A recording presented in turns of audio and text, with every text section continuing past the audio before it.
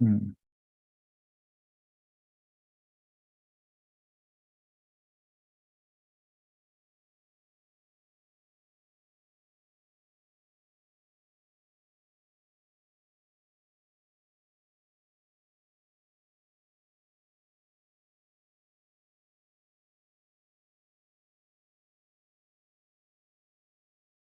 Mm.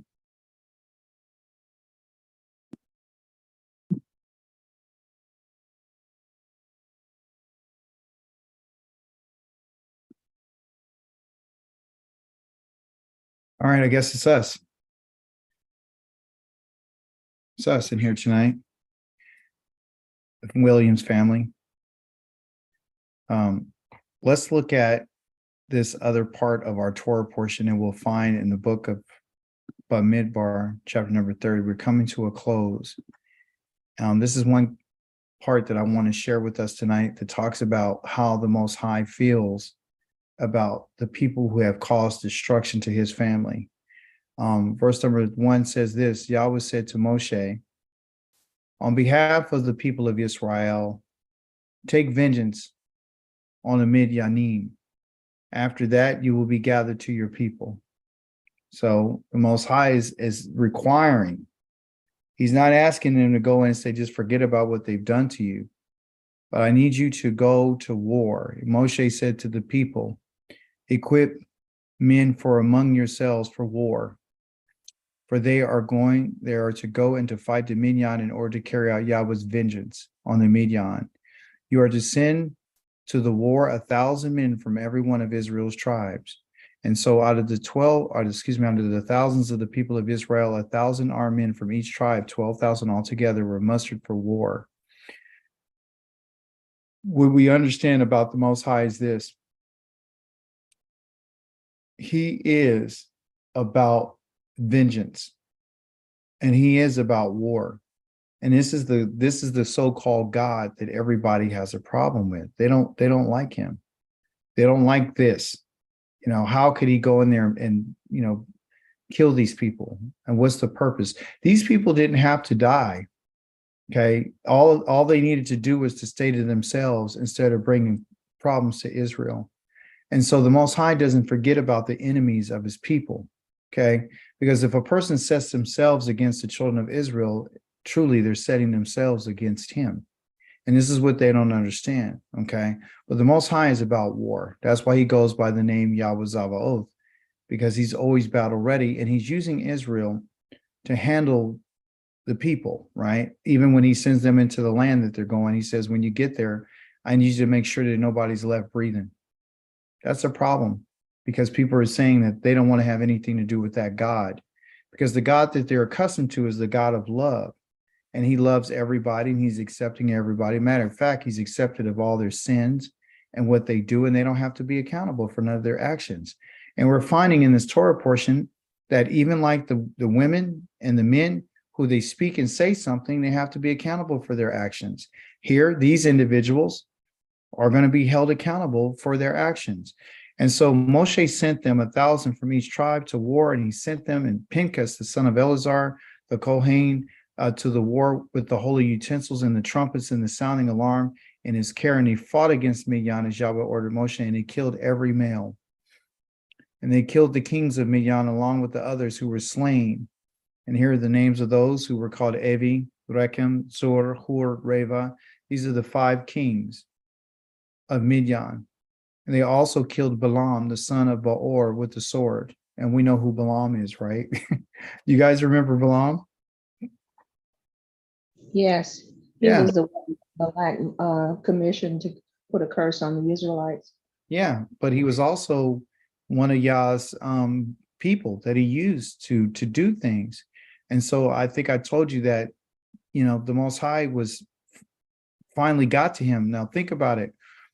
This to show us the character of our Creator. Okay, the Most High sent a Malach called the Malach of Yahweh to kill Balaam. Okay, remember he said, if this donkey, if she didn't turn away to another side, I would have killed you. See, It was the donkey that saved his life, right? Yah's intention was to kill Balaam. That's why he sent. So the Most High didn't send him just to go have a conversation when he sent him to kill him. But he still wanted him, after he says, if it please you, I'll return back. He said, no, go ahead. Just make sure that whatever you say what I tell you to say. That's our Elohim. You say what I tell you to say. So he did, and he went, but he still had some other motives, because he's the one, as you're going to find out, that was behind this whole thing with Baal Peor. Okay. So the people of Israel took captive the women of Midian and their little ones, and they took as booty all their cattle, the flocks, and other goods. They set fire to all the cities in the areas where they lived and all their camps, and they took all the booty, all the people and the animals they have captured. And they brought the captives, the booty, and spoil to Moshe, Eleazar the Kohen, and the community of Israel in the camp on the plains of Moab by the Yarden across from Jericho. Okay. Moshe, Eleazar the Kohen, and all the community leaders went out to meet them outside the camp. So before we go any further, somebody tell me, why did Moshe, Eleazar the Kohen, and the leaders and the community leaders go outside the camp to go meet them?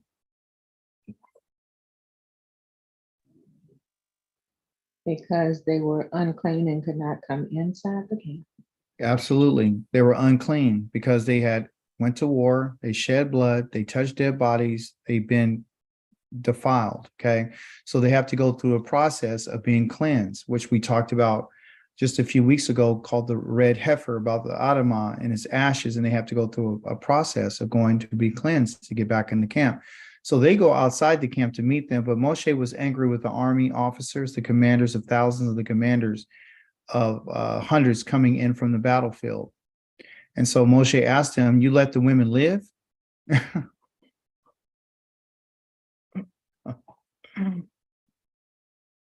Why, these are the ones who, because of Balaam's advice, caused the people of Israel to rebel, breaking faith with Yahweh in the Peor incident, so that the plague broke out among Yahweh's community. So this was Balaam's advice to, remember he said at the end to Balak said, I could have made you rich. And he said, well, I had to tell you everything I was said, but let me tell you what's going to happen to you. And also too, he gave him advice. That's what Balaam did. He gave Balak advice. And the advice is this, and this is something that we need to learn from. Balaam knew about disobedience to the Most High. He knew about that. Okay. So what? Forget this pen. How did Balaam know to tell these people what to do? Why did he give them? Okay, so the thing is, what advice did he give to them from what you've read, and why did he give that advice?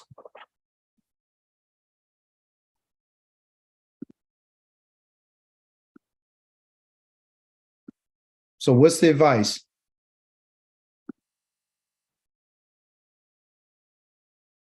To turn. What'd you say, Dr. Ured? To turn. Yeah, the advice is to get them to turn away from Yah. Okay? Because he knows, and the reason why he did this, everyone, is because he knows that if you don't, okay, why was the Most High going to kill Balaam?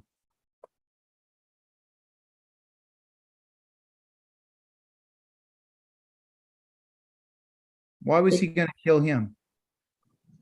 Because he didn't actually do what Yahweh said. Yes. He went against what the Most High said. So he understood, because he just recently had experience with the Most High. So he already knew, like, if you go against what he's saying, he's going to kill you. So he had an encounter with the Malach of Yahweh, who came as a Satan to him, remember, as an adversary. So he knows that, but if anybody goes against the Most High and he go against his word, he knows that automatically defaults to death. He already knows that. So the goal is I need to turn the people away from the Most High. And if you can get them to go against him off default, he knows, because he has a relationship with the Most High and an experience with the Most High is going to kill them. and he's going to turn against them. He's going to become angry with them. So what we need to do is to get them to go against the Most High.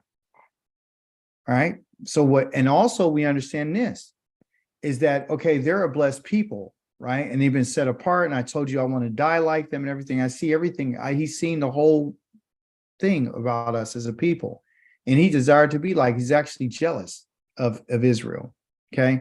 So he gives the counsel to tell them, if you want to get to them, you got to get them to worship another God. Because if they worship another God and they listen to another God, then they're going to live by that God's rules, and they're going to do that. So if you want to get anybody to be destroyed, all you have to do is to get them to turn to another God. That's all you have to do, is to get them to turn away from Yah. If you could get that person to turn away from Yah, then that means that they're not wholehearted with the Most High. Okay, so that's the reason why he gave this advice. He caused Israel to rebel against Yahweh by breaking faith with Yahweh. Okay, that's what they did. They broke faith with Yahweh. Remember, I think last time when we talked, I said anything that you and I say and we against each other, we do something against each other, Yah says you're breaking faith with me. Here's another instance of breaking faith with Yah. So if it's talking about faithfulness, if faithfulness is in question, because that's what's in question. It's about loyalty to the Most High. It's about not breaking faith with him. Okay. So let me show you about an individual and how people break faith, and don't let me forget where we are. Okay. And then we'll talk about more about what he told Moses to do. I want to bring you somewhere, and I want you to write this down, because this right here is going to be really important. I know I've been over it before, but I want you to see it and always remember it. What I want you to do is, this is Numbers 31. Okay, so 3:1. I want you to reverse the numbers and go to the book of Deuteronomy, to chapter number 13. Okay, so sometimes you got to find a way to make connections between things so you can remember it. Okay, so the way that people, which is in the next book, how a person breaks faith with Yah is for a reason. Okay, it's always for a reason. It says this. Just like Balaam was a prophet, there's other prophets out here too. And he's saying this. The Most High is saying, if a prophet or someone who gets messages while dreaming arises among you, and he gives you a sign or a wonder, and the sign or wonder comes about as he predicted when he said, let us follow other gods, which you have not known. Okay, so there's only one Elohim that Yah says that you should know now, which is me, Yohe-Wahe, and let us serve them. They got invited to a festival, and they knew that they were going there for other gods. They knew that. That wasn't a surprise. And not only did the men go, but the women too. He says, you're not to listen to what that prophet or dreamer says, even after what they said happened and it came to pass. For Yahweh your Elohim is testing you. That's what this is about. I'm going to test you because I want to know something. The test is, I need to, in order to find out whether you really do love Yahweh. That's what I want to know. That's what the test is. The test is about your love and your dedication. The test for us is about our faithfulness to Yah. And the faithfulness of us is going to be found in our heart and in our being. That's where you're going to be tested. Okay? So if anybody wants to get to you, the first thing that they got to go after is not just your body. That's not it. We've been taught, well, appearances and what the outside looks like, we probably thought these women were just, beautiful, whatever, but it wasn't just their beauty that got them, is what they were saying to them. It was the words they were doing. It was their actions. They prostituted themselves, because the Most High calls that act that they did. He said, you prostituted yourselves before these other gods. So that's always been in the children of Israel, right? And a great majority of us, especially our men. And it says that he wants to find out if you love him with all of your heart and all your being, which is the Shema Yisrael that you'll find. This is what's always in question. Your heart is your mind, and your being is your appetites. Like your drives. What's driving you? Is it your food appetite? Is it your sexual drive? Is it your drive for power? Your lust for greed? What is it that is your button? What's your little hot spot? What can get you?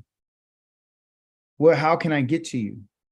So the Most High is telling us right now how somebody could get to you. It's going to be through your words. That's what it is. In order to test you to find out whether or not you really do love Yahweh your Elohim. So that's what Balaam understood. And he says, you are to follow Yahweh your Elohim and fear him, obey his commandments, his mitzvot, and listen to what he says, serve him, and cling to him. That word cling right there is the same word that he uses in Deuteronomy chapter number 4, where he tells the children of Israel that Yah is asking you to stay glued to him. Okay. And the prophet or the dreamer is to be put to death. So we know that Balaam went and told these people how to get the people of Israel to rebel against Yah. As we read just recently, he says, because he has urged rebellion. This is the reason why Balaam got killed with the sword, because even after he found out what he found out, he still urged rebellion against the Most High. Okay, which is Yohei, who brought you out of the land of Mizraim and redeemed you from a life of slavery in order to seduce you. Now we got the seduction piece. So he's reiterating this, right? We're going to get to this in a few weeks. Okay. From what? What I need to seduce you from, I need to get you away from Yah. And I'm going to get you, in the way that you get away from Yah is by changing the direction or the course in which you're on. So you could be seduced in many different ways. It's not just the women that can seduce you, it's other things that you could be seduced by. And it's in order for you to be seduced from following the path that Yahweh ordered you to follow. So our path that we have as a people is not like the path of everybody else. On our path is righteousness and justice and equity. It's measure for measure. On our path, you and I can't just say anything that we want to say, and we can't just do what we want to do. And that's a time, and that really what it is an idea of complete surrender to the Most High. You know, the Muslims go around and they say, you know, being a Muslim is one who has surrendered. That's what a Muslim is called. You know, complete submission to the will, which that's a farce for them, because they really don't. They just, you know, they do what they want to do and they act like they're completely submitted to him when they want to be. Okay. So this is how you are to rid the community of wickedness, of this wickedness. The wickedness is found in the idea that if we can get you to change your path, and the only way I can do that is find out whether or not you love me. So the Most High will allow someone to come in and to do something to find out whether or not you love him or whether or not you're with him wholeheartedly. So he'll present opportunities for you, and he'll use somebody to make that happen and make all these promises, and it comes true. You'll be like, okay, this is legit because it came true. And y'all saying everything that you see that may come true is not sent from me. It might be true to you, but if it gets you to cause you to rebel against what I said, then you should know that there's no good. So that's the importance for us to learn the Torah, because if you don't know the Torah, you don't really know what rebellion is. And that's what a lot of New Testament believers that, you know, that's what they follow, because they don't really know the Torah. They don't understand the principles about what the Most High said. They don't understand the significance of the Sabbath day. They don't understand. Okay.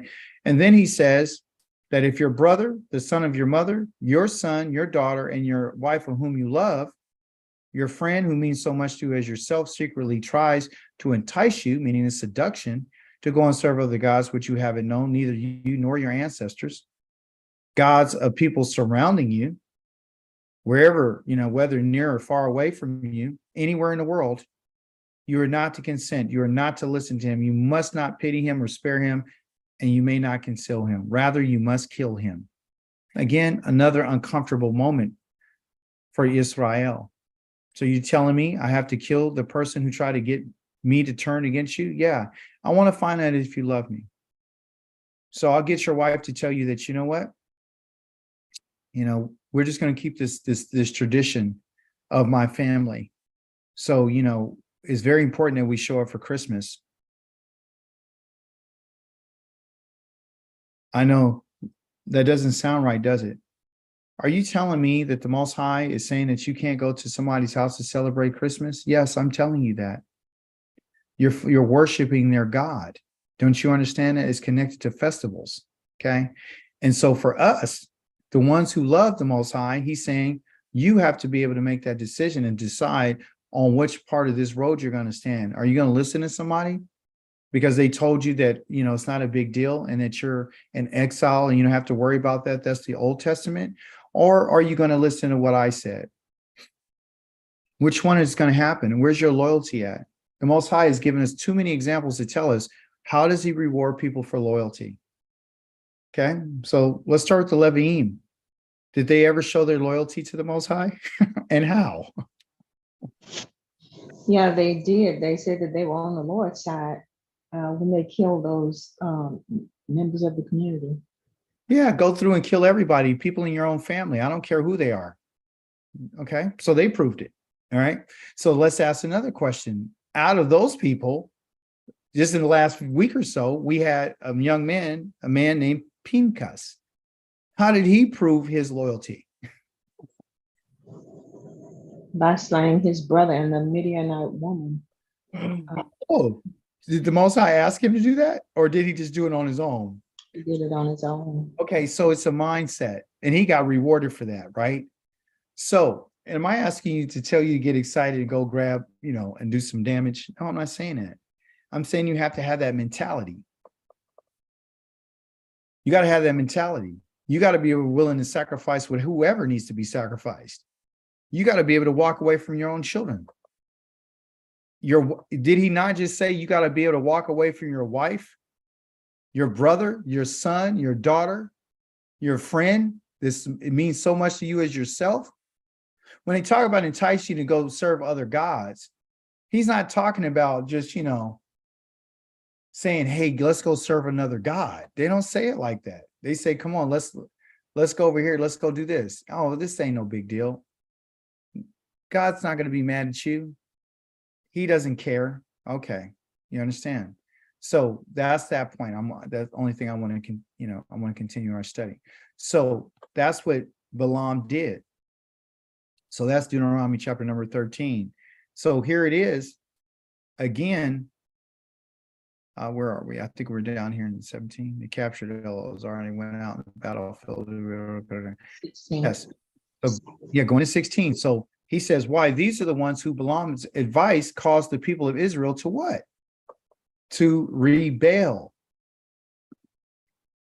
Okay, they just went to a regular party.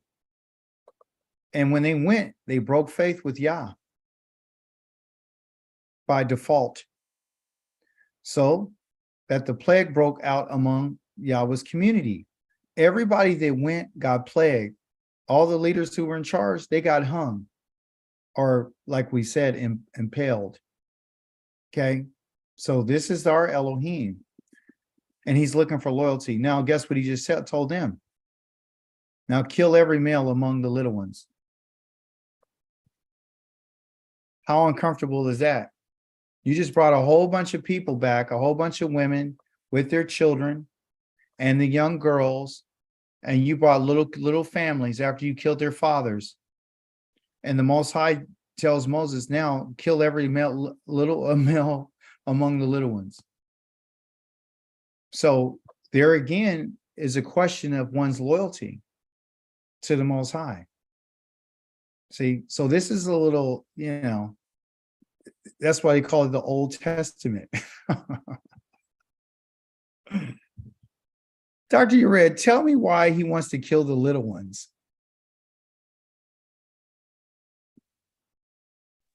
They'll grow up and do the same thing just by their influence. They have their blood in them. I have to wipe them out. Yah's not taking vengeance just on the men. I'm going to kill everybody in their family that has the potential of coming back, and they're responsible. You understand? So I want you to kill these males. I want to wipe them out for what they did to you. Okay?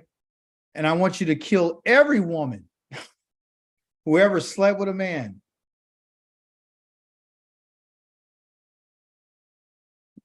Why would he have to kill every woman who's ever slept with a man? Why not the women who never slept with a man? Why them?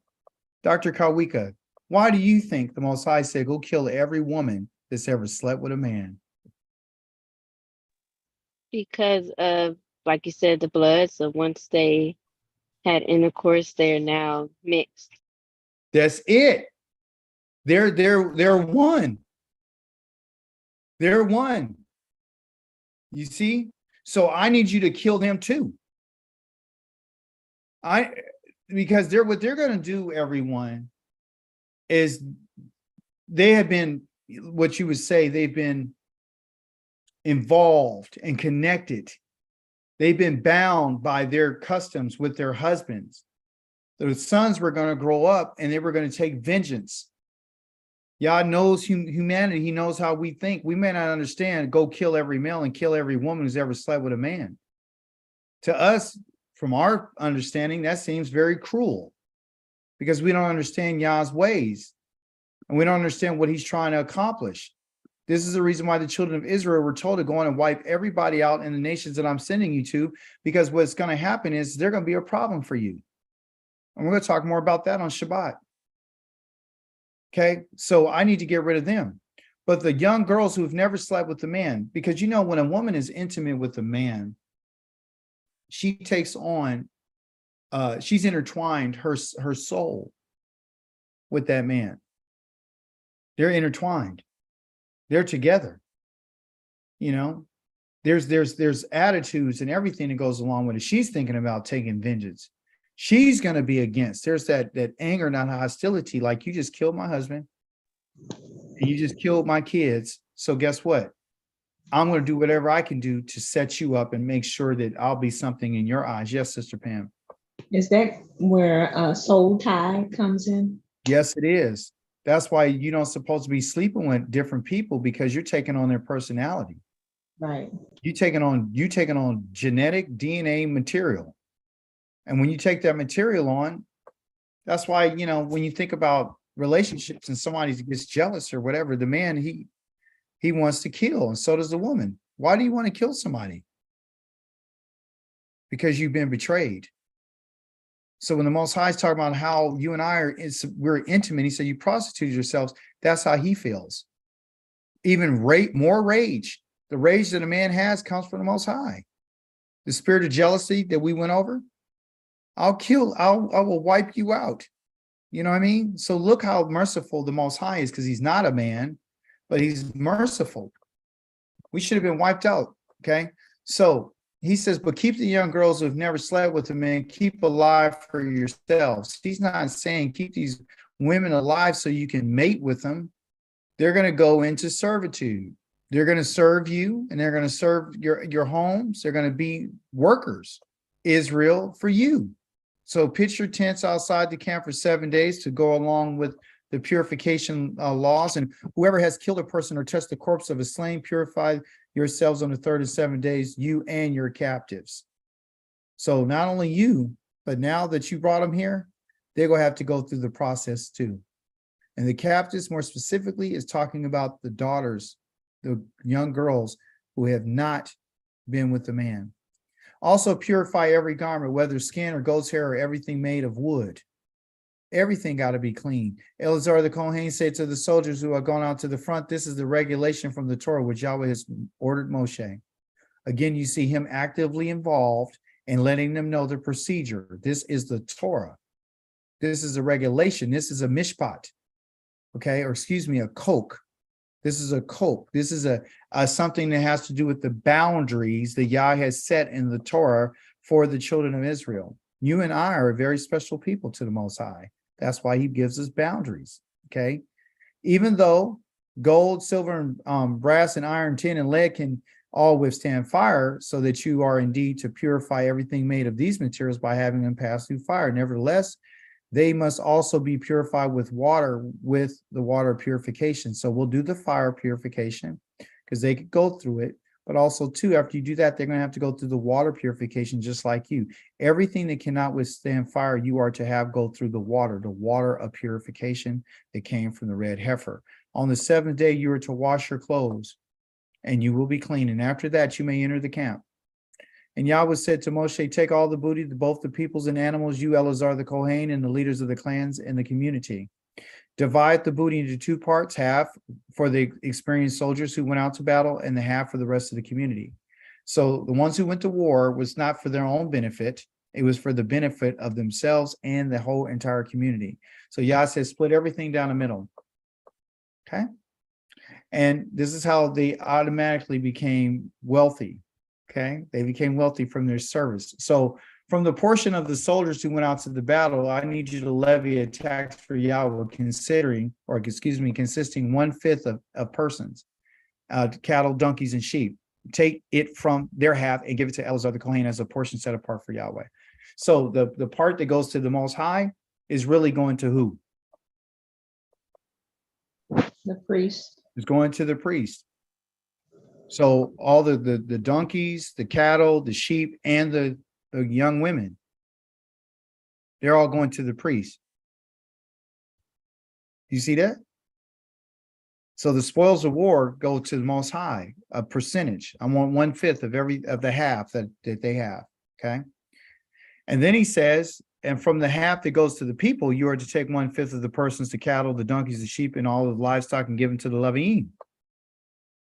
So the first half that you take from the people, from the soldiers, that's going to go to Aaron and his family, which is to Yahweh.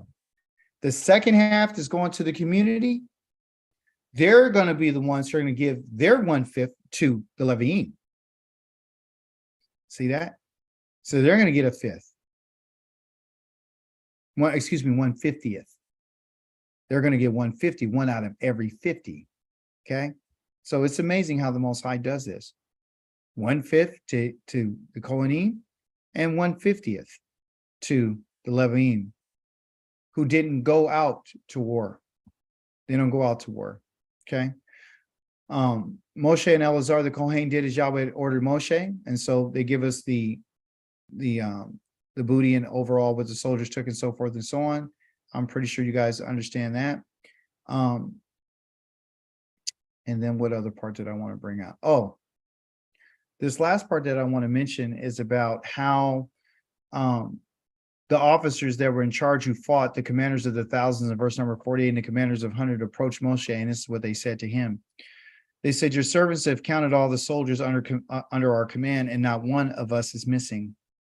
So we have brought an offering for Yahweh, what every man has obtained in the way of gold, jewelry, armlets, bracelets, signets, rings, earrings, belts, to make atonement for ourselves before Yahweh. This was a free will offering that they made to the Most High. They gave him all the gold jewelry. They gave him nothing but gold. Listen what it says. Moshe and Eleazar the Kohen accepted their gold, all the jewelry, all the gold in this gift, which the commanders of thousands and the commanders of hundreds set apart for Yahweh, weighed 420 pounds. For the soldiers had taken the booty, every man for himself. Moshe and Eleazar the Kohen took the gold from the commanders of thousands and hundreds and brought it into the tent of the meeting as a reminder for the people of Israel before Yahweh. They gave Yah all the gold of all the bracelets and all the jewelry in order to make atonement for themselves before the Most High, because they didn't lose anybody. So what we see here is now these in particular people, 1,000 from each one of these tribes, because that's our Torah portion called the Matoth, we're starting to see a change in their behavior and in their attitude towards the Most High. You know, first we found out they said, they made an oath to the Most High and said, hey, a vow, if you allow us to do this, we'll destroy the city. I says, okay, go ahead. Now they went into war and they come back and they have a different mindset. The leaders of the community, these soldiers, begin to start taking on the mindset that the Most High is looking for from his people.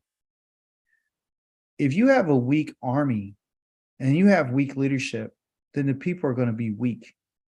That's why he made sure that all of their fathers prior to them died. So these are the sons of the people who have died, and said, you know what? It's been over 40 years. It's time for us to do something different. And so when we change our attitude, we can learn from them. When we change our attitude towards the Most High and we become more of our giving of ourselves to him, then the Most High will definitely accept that, and that will be a memorial. So I want you to understand that the work and the effort that you're putting in right now, like for example, this is a sacrifice. I know it's 30 to 40 an hour. I know what it is. I know it over back where you are right now, it's like 9:30. Some places people it's like 10 o'clock. These are sacrifices that you're making to the Most High. And I want you to know that the Most High is marking it down. It's not going to go unremembered. The Most High understands it, and it will be a memorial for your service towards him and your love towards him. So it's a sacrifice that you're making. And all praise and glory and appreciation be given to him and him alone. And that's what we have for tonight. So praise the mighty Yah.